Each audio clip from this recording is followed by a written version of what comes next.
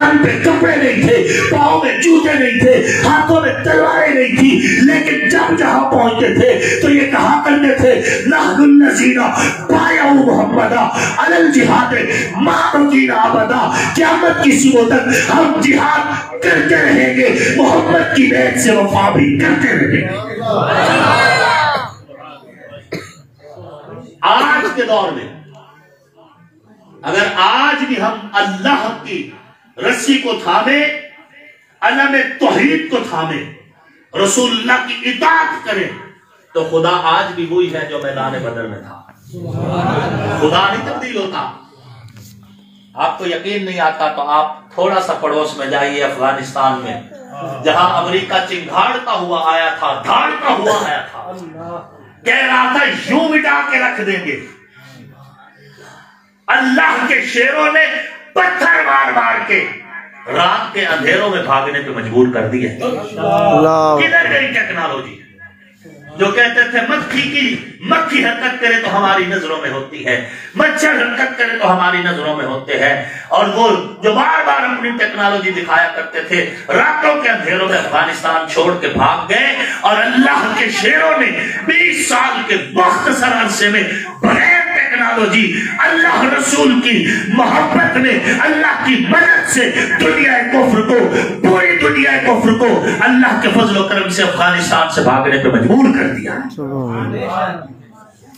अल्लामा मोहम्मद इकबाल रहमतुल्लाह अलैह ने बड़ी खूबसूरत बात की कि फिजाए बद्र पैदा कर, फरिश्ते तेरी नुसरत को उतर सकते हैं गिरदों से कतार अंदर कतार। अब भी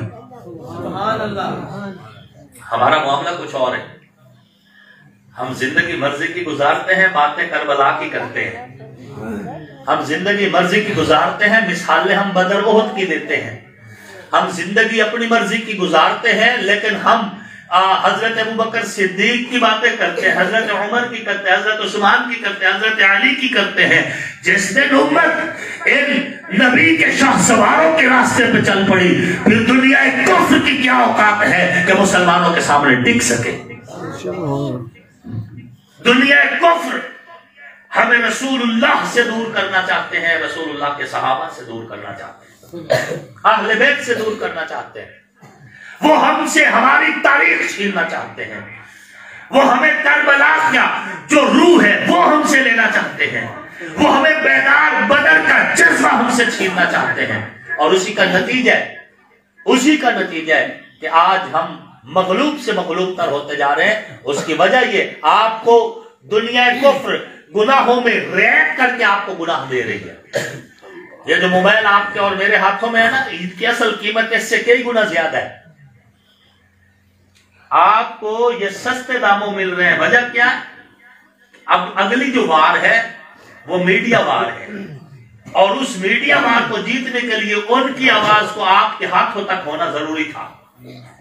ये उनके हथियार है जो तेरे हाथ में भी है, मेरे हाथ में भी है। इसकी कीमत इससे कई गुना ज्यादा है। बकिया कीमत वो अदा कर रहे हैं, हमें थोड़ी कीमत में आसानी के साथ मिल रहा है। वजह क्या है कि वो एक ही आंख से, जैसे हुजूर ने फरमाया ना, दज्जाल एक जगह पे बैठेगा और उसकी आंख से वो पूरी दुनिया को देखेगा। ये दज्जाल की आंख है जो हमारे हाथों में है और हर एक के पास है। आपका ये एंड्रॉइड मोबाइल, आप इसको ऑफ कर देंगे फिर भी आपकी मुखबरी करता है। आप इसका कैमरा बंद कर दें, लेकिन आपका ये कैमरा फिर वर्क कर रहा है। फिर भी मैं इसके गहराई में नहीं जाता, लेकिन दुनिया कुफ्र पूरा जोर लगा रहा है इस्लाम के खिलाफ। ये और बात है, इस्लाम मगलूब नहीं आएगा, इस्लाम इंशाअल्लाह गालिब आएगा। हुजूर ने फरमाया मेरा ये दीन कच्चे पक्के मकान में दाखिल होकर रहेगा, और ये होकर रहेगा इंशाअल्लाह। कौन इस गलबे में कितना इस्तेमाल हुआ है, ये उसकी नीयत में मुनहसर है। हमें तो, मुझे है हुक्म अज़ान ला इलाहा इल्लल्लाह। आपने भी अपने हिस्से की अजान देते रहना है, मैंने भी अपने हिस्से की अजान देते रहना है, और अपने आने वाली नस्लों तक ये जज्बा, ये जुनून, ये नजरिया, ये कैफियत हमने मुंतकिल करके जाना है इंशाअल्लाह। तो सामीन मोहतरम, हुजूर सल्लल्लाहु अलैहि वसल्लम اس کائنات میں مینار نور بن کے تشریف لائے، مینار نور بن کے تشریف لائے، صرف نور نہیں، نور کا مخزن بن کے تشریف لائے۔ صرف نور کی بات تو ہم کرتے ہی نہیں ہیں، نور تو چاند میں بھی ہے، تاروں میں بھی ہے، ستاروں میں بھی ہے، کہکشاؤں میں بھی ہے، سدرۃ المنتہا میں بھی ہے، جنت میں بھی ہے، فرشتوں میں بھی ہے، تیری میری آنکھ میں بھی ہے۔ حضور مخزن نور بن کے آئے اور پھر حضور نے کائنات کو اپنے نور سے منور کر دیا۔ ہمیں توحید ملی حضور کے صدقے، رسالت ملی حضور کے صدقے، قرآن ملا حضور کے صدقے، صداقت ملی حضور کے صدقے، عدالت ملی حضور کے صدقے، سخاوت ملی حضور کے صدقے، شجاعت ملی حضور کے صدقے، پاک دامنی ملی حضور کے صدقے، حیا ملا، پاک دامنی ملی حضور کے صدقے، کائنات کو کردار ملا حضور کے صدقے، کائنات کو اب تک جو بقا ملی ہوئی ہے یہ بھی حضور کے صدقے سے۔ اللہ رب العزت قرآن میں فرماتے ہیں آپ اس دنیا میں ہوں اور ہم اس دنیا پہ عذاب دیں، یہ نہیں ہوگا، یہ نہیں ہوگا۔ کہہ رہا ہے آپ کا رب انت فیہم، آپ سے کیوں میں دوں ان کو سزائیں آپ کے ہوتے ہوئے۔ سبحان اللہ۔ حضور صلی اللہ علیہ وآلہ وسلم اللہ کی قدرت کا عظیم شاہکار ہے، اور آپ اور ہم اللہ کا شکر ادا کریں کہ اللہ نے ہمیں حضور کا امتی بنایا ہے۔ سبحان اللہ، سبحان اللہ۔ اللہ چاہتے سب سے پہلے تو اللہ کے شکر ہے کہ اللہ نے ہمیں انسان بنایا، اللہ چاہتا تو ہمیں کتا بلی بنا دیتا، گائے بھینس بنا دیتا، چڑیا کبوتر کوا بنا دیتا، چیل بنا دیتا، وہ قادر ہے۔ وہ تو بنے ہوئے انسان کو بھی چاہے تو بندر بنا دے۔ کونوا قردۃ خاسئین، قرآن کہتا ہے انسان تھے ہم جیسے تھے، اللہ نے فرمایا ہو جاؤ بندر، ذلیل ہو جاؤ، ہم جیسے انسان تھے بندروں کی شکل میں تبدیل ہو گئے۔ آپ کا چہرہ سلامت ہے، میرا چہرہ سلامت ہے تو حضور کی وجہ سے۔ آپ کے ماتھے پہ گناہ نہیں لکھے ہوئے، میرے ماتھے پہ گناہ نہیں لکھے ہوئے، میرے گھر کے دروازے پہ میرے جرائم کی فہرست نہیں لگی ہوئی تو حضور کی وجہ سے۔ سبحان اللہ۔ ہم کچھ بھی نہیں ہیں۔ سامعین محترم، بات بڑی صاف سی ہے، انما الاعمال بالنیات، عملوں کا دار و مدار نیت پہ ہے۔ آپ نے ایک مثال سن رکھی ہوگی کہ ایک آدمی نے مسجد کے دروازے پہ قلعہ ٹھوک دیا، دوسرے نے آ کے اس کو اکھاڑ دیا، دونوں کو ثواب ملا۔ جس نے قلعہ ٹھوکا تھا اس نے اس وجہ سے کہ تاکہ کوئی مسافر آئے تو اپنی سواری باندھ کے نماز پڑھ سکے، جس نے اکھاڑا اس نے اس وجہ سے کہ کسی نمازی کا پاؤں نہ اٹک جائے، تو دونوں کی چونکہ نیت درست تھی ثواب دونوں کو ملا ہے۔ سمجھ رہے، ثواب دونوں کو ملا ہے، نیت پہ منحصر ہے۔ آپ دیکھیں بیٹھ کے نفل پڑھنا بھی سنت ہے اور کھڑے ہو کر نفل پڑھنا بھی سنت ہے، لیکن بیٹھ کے پڑھنے والے کو آدھا ثواب ہے، کھڑے ہو کے نفل پڑھنے والے کو پورا ثواب ہے۔ حضور صلی اللہ علیہ وسلم نے فرمایا من صلی قاعدا فلہ اجر نصف القائم، کہ جو بیٹھ کے نماز پڑھتا ہے اسے کھڑے ہو کر نماز پڑھنے والے سے آدھا ثواب ملتا ہے۔ لیکن اگر کوئی اس نیت سے بیٹھ کے پڑھ رہا ہے کہ نبی کی سنت ہے تو اسے وہ نیت کا ثواب تو ضرور ملے گا، نیت پہ منحصر ہے۔ ہاں شریعت نے آپ کو گنجائش دے رکھی ہے، ہم اس گنجائش کو اپنے اپنے مسلک کا نام دے کر پھر اس سے شدت اختیار کر رہے ہیں۔ شریعت کی گنجائش کیا ہے کہ جوان ہو تو کھڑے ہو کے نفل پڑھو، بوڑھے ہو تو بیٹھ کے نفل پڑھو۔ جو جوان ہو کے کھڑے ہو کے نفل پڑھ رہا ہے اس کو ثواب مل رہا ہے، جو بیٹھ کے بوڑھے ہونے کی وجہ سے بیٹھ کے پڑھ رہا ہے تو اس کو اب اس نفل کا ثواب بھی مل رہا ہے، سنت کا ثواب بھی مل رہا ہے کہ حضور نے آخر عمر میں بڑھاپے کی وجہ سے بیٹھ کے نفل پڑھے۔ تو بات تو اصل بات ہے وہی انما الاعمال بالنیات۔ معاشرے میں خیر بن کے رہیے، رسول اللہ کی سنتوں کو بانٹیے، ایک سنت نہیں ہے، یہ بات بھی ذہن میں رکھ لینا۔ حضور صلی اللہ علیہ وآلہ وسلم کا ہر وہ عمل جو چاہے حضور نے ایک بار بھی کیا ہے، نہ پوری دنیا میں کہیں نہ کہیں وہ نافذ العمل ہے۔ میں اس نیت اس تجربے کو پہنچا کہیں نہ کہیں امت کا کوئی نہ کوئی طبقہ اس پہ عمل کر رہا ہے. وجہ اللہ حضور کی ختم نبوت کی وجہ سے حضور کے کسی بھی عمل کو مرنے نہیں دیں گے.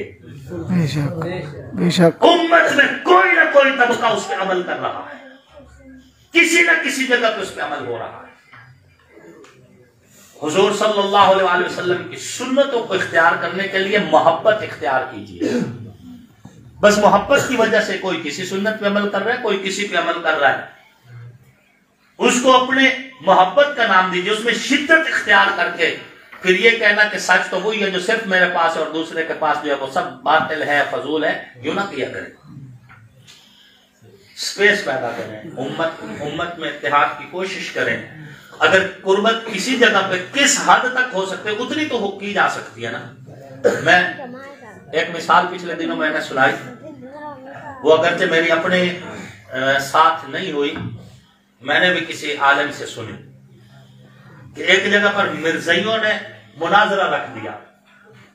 مناظرہ رکھا کہ ان کے ساتھ بریلویوں کے ساتھ. عنوان کیا تھا؟ ختم نبوت. عنوان کیا تھا؟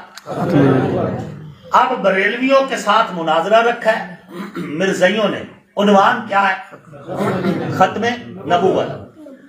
قدرت کے اتفاق جس بریلوی عالم دین نے آنا تھا وہ آ نہیں سکا اور یہ پریشان مسجد والے. اب کیا کریں؟ اور کہا چلو کوئی بات نہیں, ختم نبوت میں تو دیوبندی بھی متفق ہے, بریلوی بھی, اہل حدیث بھی. وہاں ایک دیوبندی مولوی ہے, اس کو بلا لیتے ہیں. دیوبندی مولوی صاحب کو بلا لیا گیا. اب مسجد بریلویوں کی, سٹیج بریلویوں کا, اور وہاں پہ مناظرہ کرنے آیا بیٹھا ہے دیوبندی عالم. بات سمجھ آ رہی ہے آپ کو؟ ادھر سے مرزائی بھی آ گئے. اب مسجد میں مرزائی داخل ہوا تو ادھر لکھا ہوا تھا یا اللہ, ادھر لکھا ہوا تھا یا محمد. یا اللہ آتے ہی اس نے چوٹ لگائی. اسے پتا تھا مولوی دیوبندی ہے. اس نے کہا مولوی صاحب, اس نے کہا جی, اور کہا یہ بتاؤ یا اللہ یا محمد جائز ہے؟ بات سمجھ آ رہی؟ یا اللہ یا محمد جائز ہے. اس کو پتا تھا یہ دیوبندی ہے, یہ یا محمد نہیں کہتے. بات سمجھ آ رہی ہے؟ اگر یہ کہے کہ نہیں کہنا تو سٹیج بریلویوں کا ہے, ابھی ایک دوسرے سے لڑیں گے اور میں چپ کر کے پھسک جاؤں گا. اور اگر یہ کہتا ہے کہ ٹھیک ہے تو اس کو اس کے اپنے مولوی کل پکڑ لیں گے, بھائی ٹھیک ہے بھائی تو تھوڑی دیر چینج ہو گیا. اس نے کہا بتاؤ مولوی صاحب چپ کیوں, یا اللہ یا محمد ٹھیک ہے؟ اس نے کہا جی بالکل ٹھیک ہے. کیا کہا؟ ٹھیک ہے. اس نے کہا کیسے ٹھیک ہے؟ اس نے کہا کہ ہمارے ان بھائیوں نے لکھا ہے کہ یا اللہ دی مان لو تو یا محمد دی مان لو, تو مرزا دی بالکل نہ منے.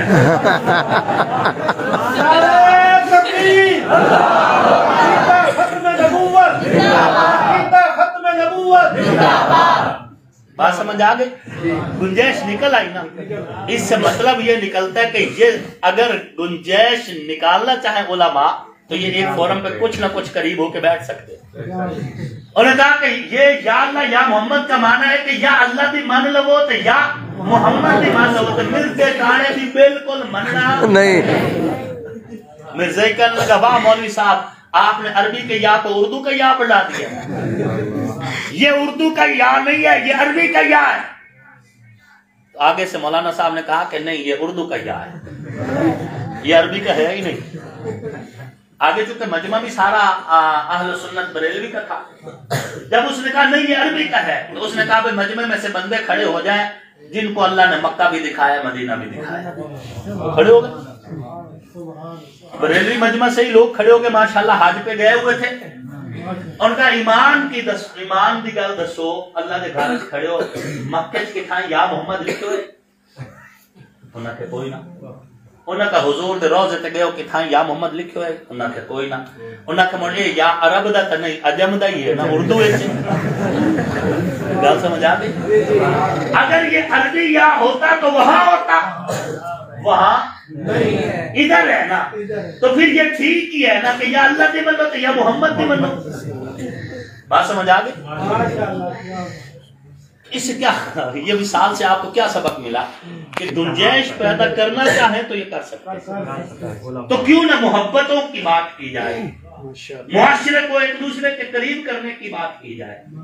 جس جگہ تک مطلب قرآن اور سنت کا اختلاف نہ ہو، قرآن اور سنت کی روح پہ کوئی ضرب نہ لگے، قرآن اور حدیث کے اعتبار سے وہ کوئی مملوک کام نہ ہوتا ہو، تو گنجائش ہو سکتی ہے۔ ہم ایک ہو جائیں اور پھر مل کر اس کفر کا مقابلہ کریں جو کفر ہمارے کعبے پہ حملے کی تیاری کر رہا ہے، جو کفر گنبد خضرا پہ حملے کی تیاری کر رہا ہے، جو کفر نبی کے صحابہ پہ حملے کر رہا ہے، جو کفر نبی کے اہل بیت پہ حملہ کر رہا ہے، جو کفر نبی علیہ السلام کے دین کی روح کھینچنا چاہتے ہیں، ہم جب متحد ہو جائیں گے تو انشاءاللہ یہ دین غالب آئے گا اور پوری دنیا میں محمدی نظام بھی غالب آ جائے گا۔ یہی ہمارا پیغام ہے۔ نعرہ تکبیر، آصف تیری شان کو آنکھوں سلام ہے سلام، آصف تیری شان کو سلام ہے سلام، آصف تیری شان کو سلام ہے سلام۔ ہمارے یہاں کیا ہوتا ہے؟ میٹنگ رکھی گئی حاج صاحب ایک اتحاد کی، اس میں تینوں مسلک بلائے گئے۔ مطلب ہے میں تو مکتب کہا کرتا ہوں، میں مسلک کہتا ہی نہیں ہوں، مکتب فکر کہتا ہوں کہ مدارس کے اعتبار سے یہ مطلب تقسیم ہے۔ مسلک تو اہل سنت والجماعت ہی ہے، اس میں یہ تینوں شامل ہیں۔ مذہب ہمارا اسلام ہے، مسلک اہل سنت والجماعت ہے۔ پھر اہل سنت میں آگے چاہے حنفی ہو، حنبلی ہو، شافعی ہو، مالکی ہو، ماتریدیہ ہو، اور چاہے دیوبندی ہو، بریلوی ہو، اہل حدیث ہو، یہ سب مل کر ایک مستقل ہے مسلک، اور اس کا نام مسلک اہل سنت والجماعت ہے۔ فروعی مسائل کی وجہ سے اس کے مسلک نہیں، ہم مکتب فکر کہا کرتا ہوں۔ لیکن علماء کا اختلاف بھی ہو سکتا ہے میری بات سے، یہ کوئی مطلب قرآن کی نص تو نہیں ہے کہ جس میں اختلاف نہیں کیا جا سکتا۔ ایک جگہ پہ دیوبندی بریلوی اہل حدیث نے کہا کہ جی آؤ جی مشترکہ کوئی کرتے ہیں، مطلب کانفرنس، مشترکہ کانفرنس شروع ہوئی۔ اب اس میں جی ہم نے نا اتحاد کی بات کرنی ہے، اتحاد کی بات شروع ہوئی۔ اہل حدیث عالم کو ٹائم دیا گیا، اس نے تقریر شروع کی۔ تقریر کے اندر کہتا ہے اللہ تہاڈی بخشش کرے، سارے آکھے آمین۔ اللہ تو حاجت لائے جائے انہاں کہ آمین۔ اللہ تو نبی علیہ الصلوۃ والتسلیم دا پکا سچا غلام بناوے، سارے آکھے آمین۔ یہ ساری گلاں کر کے تو اس آکھیا اچھی بولو، انہاں آکھیا آمین۔ جڑے اتھے اچا بولندے پے نماز ہے تانوں موت پوندی۔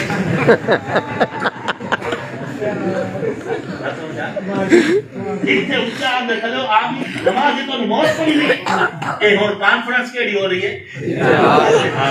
اجتماعیت پیدا کرنے واسطے۔ وہ تو دیوبندی عالم دی واری لگی تھی، اس نے تقریر شروع کی تو اسے کہ اللہ تعالیٰ حاجت لا جاوے، سارے کیا آمین۔ تو پہلی الگل تو ڈرے بیٹھا تھوڑا جا ایسا کیا آمین تھی، اللہ تواڈے مشکل حل کرے آمین۔ ساری گلاں کرا کے آخر تو دیوبندی مولوی آندا ہے اچھی پڑھو تو کیڑا نماز چو کانفرنس کیڑی ہو رہی ہے؟ اتحاد۔ اگر انج ہوئے تو موڑ کوئی نہیں ہونا۔ بات سمجھ آ رہی ہے؟ اتحاد تو تبھی ہوگا نا جب ہم قرآن اور حدیث پہ آ کے ایک بات پہ متحد ہو جائیں کہ ہم قرآن اور حدیث کے اعتبار سے چلیں گے۔ کچھ باتیں ایسی ہیں جن میں فروعیات کا اختلاف ہے، کبھی تم ہمیں برداشت کرنا، کبھی ہم تمہیں برداشت کریں گے، اللہ ہو جاتا ہے۔ اگر ہم کامن سینس سے کام لیں تو یہ بتاؤ کہ زرداری اور نواز شریف میں اختلاف ہے نا؟ مولانا فضل الرحمان بھی ان کے ساتھ کوئی 100% ہر اعتبار سے متفق نہیں ہے، لیکن جمہوریت پر یہ سارے متفق ہو گئے کہ نہیں ہو گئے؟ تو مولوی کیوں نہیں متفق ہو سکتے؟ ختم نبوت میں کوئی اختلاف ہے؟ نبی کی ذات پہ، مشن رسالت پہ، ناموس رسالت پہ کوئی اختلاف ہے؟ اہل حدیث ہوں، دیوبندی ہوں، بریلوی ہوں، ان میں سے کس کو حضرت ابوبکر صدیق کی خلافت بلا فصل پہ اختلاف ہے؟ کسی کو بھی نہیں۔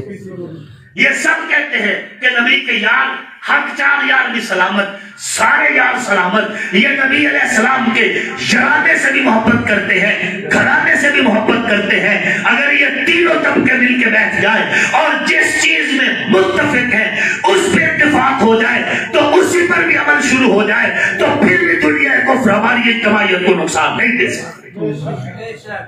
لیکن یہ تب ہوگا جب اعلیٰ سطح کے علماء سر جوڑ کے بیٹھے کہ میرے جیسا فقیر اکیلی صداقت کیا کر سکتا ہے؟ ہم تو آپ کو صرف اتنا کہہ رہے ہیں کہ قرآن اور حدیث والی زندگی اختیار کریں، نبی علیہ السلام کی سنت، آپ کے صحابہ اور اہل بیت کی طرز پر، اس پر اختیار کریں، اللہ سے مانگتے رہیں۔ حضور صلی اللہ علیہ وسلم سے محبت کرنے کے لیے اس طریقے کو اختیار کریں جو صحابہ نے کیا ہے، جو اہل بیت نے کیا ہے، اس طریقے پہ محبت کریں۔ اگر آپ یہ چاہتے ہیں کہ خدا بھی تمہارے ساتھ ہو، خدائی بھی تمہارے ساتھ ہو، تو نبی سے محبت یوں کرو جیسے ابو بکر نے کی ہے، عمر نے کی ہے، علی نے کی ہے، علی نے کی ہے۔ ہم تو اللہ کا شکر ادا کریں، ہم اس پیغمبر کے امتی ہیں، اور صحابہ ہی وہ خوش نصیب جماعت ہے کہ حضور کو دیکھتے تھے تو قرآن تلاوت ہو جاتا تھا، قرآن کو پڑھتے تھے حضور کی زیارت ہو جاتی تھی۔ سبحان اللہ، یہ صحابہ ہی ہیں۔ سبحان حضور، اور یہ دوسرا آپشن جو ہے کہ قرآن پڑھنے سے حضور کی زیارت ہو جائے، یہ آپ کو بھی مہیا ہے، آپ بھی کر سکتے ہیں۔ قرآن کو پڑھنا بھی عبادت ہے، قرآن کو دیکھنا بھی عبادت ہے۔ کیوں؟ کیونکہ اس میں نبی کا چہرہ ہے، اس میں نبی کی زلفیں ہیں، اس میں نبی کا سینہ ہے، اس میں نبی کا کمبل ہے، نبی کی چادر ہے۔ خوش نصیب ہے وہ جو قرآن کو پڑھتا ہے۔ اب خوش نصیب پڑھتے ہیں، یہ بحث خواص بھی محروم رہ گئے۔ عام عوام تو عام عوام تھی، خواص محروم رہ گئے قرآن کی تلاوت سے۔ یاد رکھیے، یہ قرآن، بعض مفسرین نے لکھا یہی قرآن کل حوض کوثر بن جائے گا، یہی قرآن، اور جو